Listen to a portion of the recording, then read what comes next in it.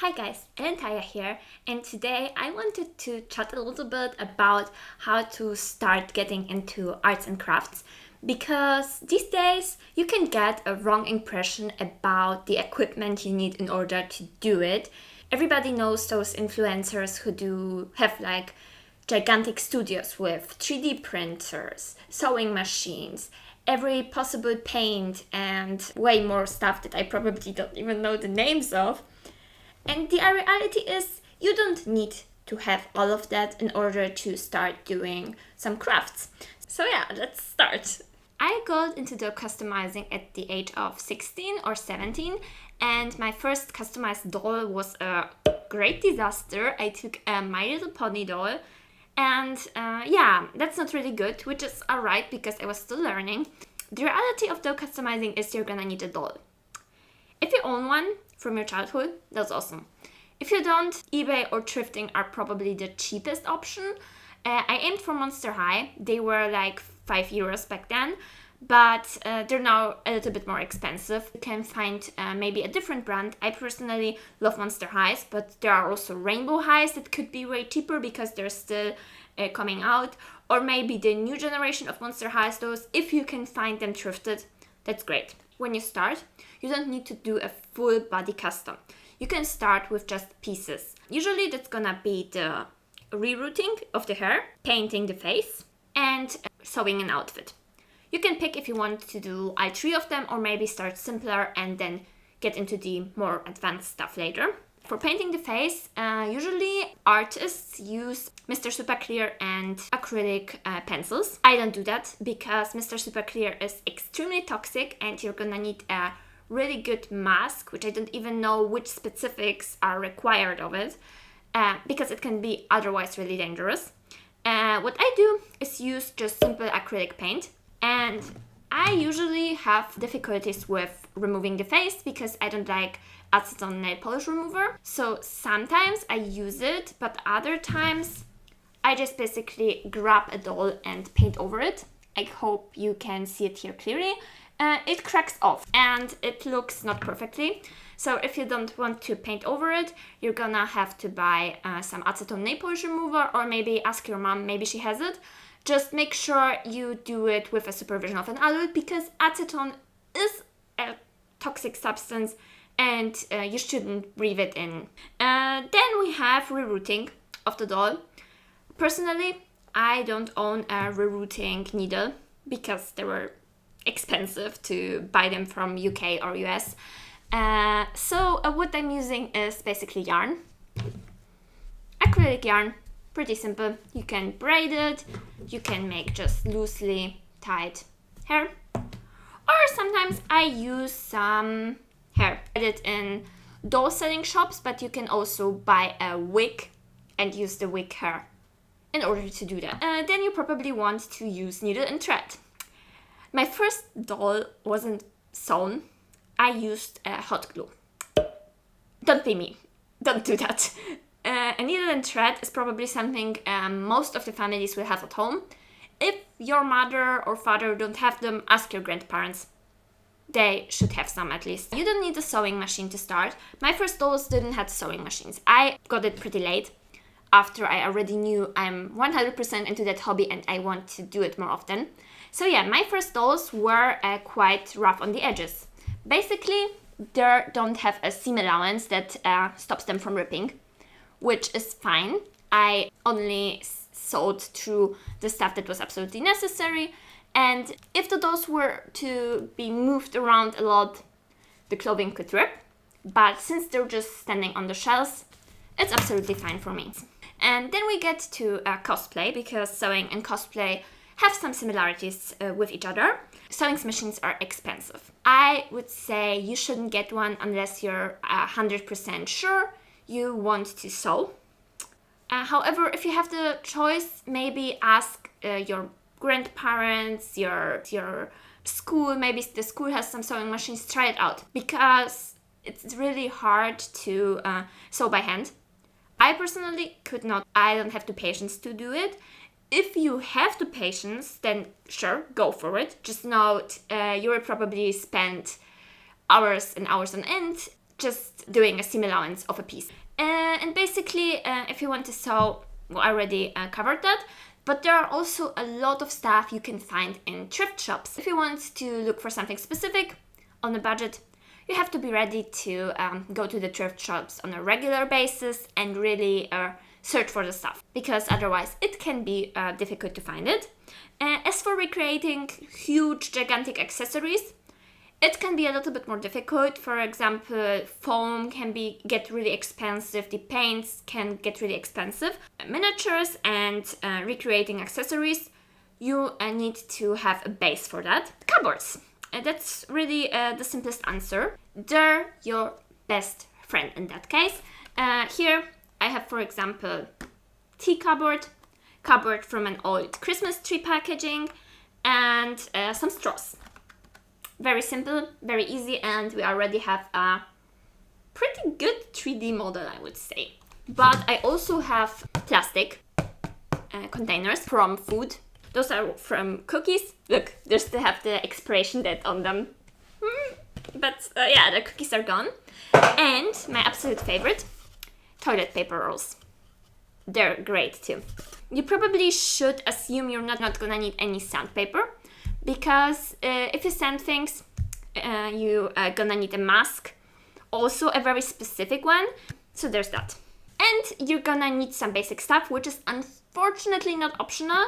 You can pick from a few, but you're definitely gonna need some of them, like tape, which you probably already have at home, hot glue gun, which you maybe have at home, or alternatively, if you're way more patient than me, regular glue. Generally, if you're a really patient person and like to be really precise, you wanna need regular glue. If you're really impatient and you don't need everything to be really precise and perfect, hot glue gun will be better.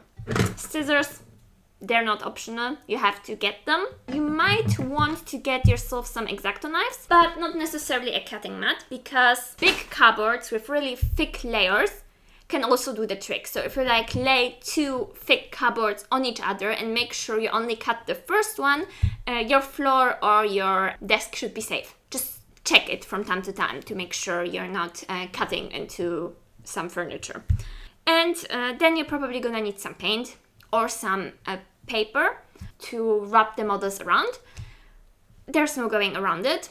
My advice though is to buy it only after you're sure what exactly you're gonna need for the project.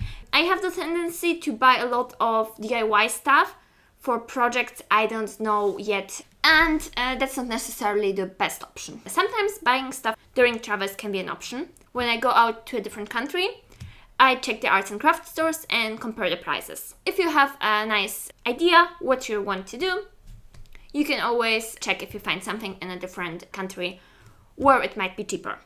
Or it might be more expensive, you don't know, you need to check. About video recording, there are a couple of things to think about. Personally, I would get into video recording with the mindset to start with what we already have at home. For example, if you can borrow a camera, borrow it from your family members. If you don't have a camera to borrow, use your smartphone. Personally, I wouldn't even buy a camera because I'm so familiar with a smartphone, it's easier for me to use it than a camera. Yeah, and then use a free editing software. Don't get into any expensive stuff at the beginning because it's not worth it. Just make sure first you like doing videos or cinematography. Yeah, where to start? About facecam, a camera or a smartphone. It doesn't have to be really expensive. Even if your family doesn't have a phone with a great camera. My smartphone is an iPhone SE from 2020. It has a really crappy battery. It lags sometimes. I bought it secondhand, so it's basically not the best alternative and there are some risks attached to it. And I'm trapped with a power bank. That's my main smartphone, but I bought it because of the camera. This one aspect works for it. So there are some sacrifices I needed to make in order to be able to record my face. As for the mic, I don't know much about mic. What I know though is that your smartphones have a recording software and you can use it to record your voice, and then afterwards you can take it and bring it to a audio editing software, for example like Audacity. Audacity. I will link it down below, everything you're gonna find, no worries. And there you can smooth it out. So Audacity, it's an alternative if you want to speak directly into your smartphone, for example, when you have a script. It might not work for every type of video recording, but it's there and can be a good way to try out the recording options. As for stand, you can go around it with, like, for example, using cupboards and then placing books on them and DIYing yourself a stand. For me, if you're really into recording, it's more worth it to get yourself a stand. They can get a little bit expensive, 20 euros or something like that, but the problem with DIY stands is they will cost you way more time, so you need to wait it out if it's worth for you to play around with the recording and change the angle every 5 seconds. You need to answer that for yourself. I can't do it. As for recording on your PC, for example, if you want to record some gameplay, there is OBS and there is Streamlabs. Both are free softwares, and you can just set them up and record your gameplay, for example. When it comes to video editing, I personally edit in DaVinci Resolve. It works for me because it's a free software with a lot of options, but once you decide that you want to get on a way higher level, you can always buy the pro version. The regular version doesn't have ads, it just limits you with some things and options, but I find those options where it limits you are really advanced stuff, and when you're just starting out video editing, you probably won't even use them. It will come with the time. For the smartphone, I know there's CapCut. So yeah, when it comes to video recording, you can go cheaper on some stuff. And there's lighting. If you're recording with a face cam or if you're recording cinematography, you might want to look into good lighting. I have the luck to have a really, really well lighting in my apartment. They're really strong, but it still shows a lot. And if you're just starting out, it's fine. You should try it, you should see. But once you get comfortable with recording, you got the software, you know what you're doing, you're probably gonna need to buy some lights, because you don't want to be heavily relying on the weather outside and still get crappy results. The way you look and the way you sound are two of the most important parts of your video. But I have to admit, I haven't invested in lighting yet, so there's that. And yeah, the last I'm gonna talk about is drawing. They're pencils. You can use the pencil you probably still have in your school bag. You might want to invest in 3 different kinds of pencil: an HB or B, a B4 or B5, and then a B8 or B9 pencil. They have different thicknesses and you're gonna see their drawing differently. Q-tips can do for the shading, you don't need a blender. If you want to start colorful, there are definitely cheap paints and cheap markers out there. You just need to know it's gonna be more difficult to learn them because really good art supplies cost a little bit more. But the truth is, good artists can do with bad art supplies and you can just try it. As for alcohol markers, those are the ones I prefer to use. I can tell you that there are a lot of cheap brands you can buy in shops like Action in Europe, and they're kind of difficult for me because they're like inking paint a lot. So I don't like them. Personally, I'd prefer Ohuhu, but I know it might not be something for everyone because a small package of them costs like 40 euros. You don't need that for the start. As for digital drawings, you don't need a lot. Like really, you can start with really cheap products, like a smartphone. And you can install IbisPaint. It's free. You will have to endure some advertisements in order to get to some better pencils, but it's absolutely fine. And if you're a person that enjoys drawing on your phone, it's completely fine. Personally, when I draw on my phone, I used to take a piece of paper and a pencil, draw on it, and then trace the line work afterwards in my smartphone. I find it easier, but maybe you're a pro at drawing everything freehand with your thumb. And as for drawing digitally on your computer, I would get a drawing tablet. A really cheap one you can get for 20-30 euros. I have one and it works wonders for me. It's way easier, but you need to know drawing tablets are gonna take you some time to get used to. You will probably need, I don't know, to spend like 20 to 50 hours trying it out in order to get how to draw with it, because it's way different than on paper. And as for drawing software, there is Krita, which is free, and Gimp, which I don't like. And please don't use Paint. Just don't use Paint. Download yourself a drawing software that's not Paint. Thank you.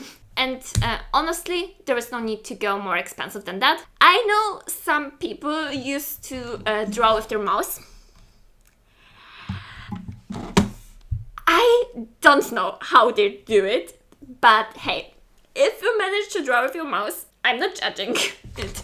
I think I covered most of the arts and crafts I'm familiar with.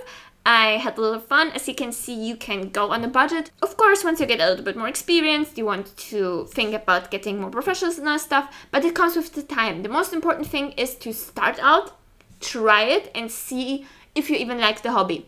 And then at some point, your apartment will become an art studio where you have no space for anything. There are art supplies everywhere. And you have to move them from space to space. But hey, I'm doing it for 6 years now, so I feel excused. Thank you guys for watching. Go do something creative, and if you enjoyed the video, you might subscribe. Bye. The green screen on the background, or maybe pink screen if you want to call it, it's wrapping paper for presents.